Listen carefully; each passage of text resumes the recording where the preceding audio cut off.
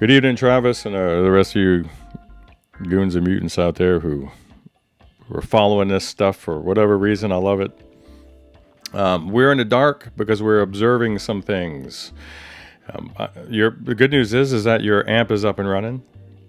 The further good news is that all the tubes appear to be healthy. I am getting some noise from the preamp, mechanical noise. So I'm going to have to do a little bit more work on the sockets before we move on with life.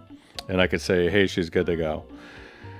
But currently, I'm observing this thing in the dark, looking for red plating. Why? Well, because she's running at 98% max plate dissipation. She's right up to 11 point something watts, which is like bumping up against the design max on these 6v6s. But they're old American stock, and they don't give a damn. I'm going to still insert a 350 ohm cathode resistor where the 250 ohm is, because we want to be able to play this thing. And I have a feeling you're going to ring this thing out, or someone's going to pay to ring it out.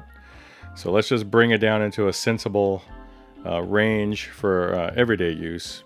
And let's also bear in mind that I have 120 volts coming out of that variable AC supply, because I want to see how it's going to be in real life. If I back it down to 110 volts, which is where the electrical company would have had things coming out of the outlets back in the day, we'll see numbers that more closely align to what you would see on a schematic, plus or minus 10%.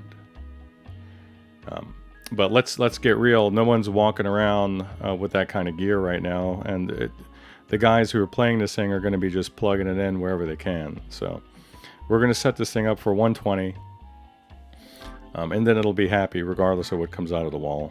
So all that to say, I'm going to adjust the bias via 350 ohm cathode resistor, and then she'll be happy.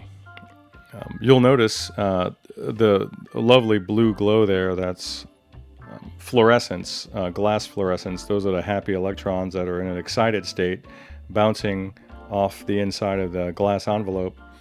And you'll notice that the 6v6 to the left has a more prominent glow. Well, that's because it's conducting a bit more. It's drawing more current. And that's just because the tubes are not perfectly matched, and that was the way it was back then. They weren't selling perfectly matched tubes because it didn't really matter. But they were close enough, and these are close enough. In person, I can tell you that the 6v6 on the right is not that far off, just optically. That's not really where it counts, but if you go ahead and look at the screen and plate voltage, I can tell you that they're plus or minus 1 to 3 volts. That's perfect. So you're so lucky that this old glass is still healthy. That old 5Y3 is putting out about 350 raw volts without anything else being loaded into the amp. This thing's just ready to cook. It's beautiful. So what are we going to do? I'm going to address those preamp tube sockets. Maybe it's the tubes. Those are old Fender tubes. It looks like from the early 80s is what it looks like. Old Chinese tubes, rather, in a preamp. So we got to get those guys out of there. If it's either them or it's the sockets. And I had retensioned it, but maybe I need to do a little bit of a deeper cleaning. I try to go the least destructive in the chain first before I escalate things. So I'll just bring it up a notch and see if we can clean them out a little bit more. And it should be fine.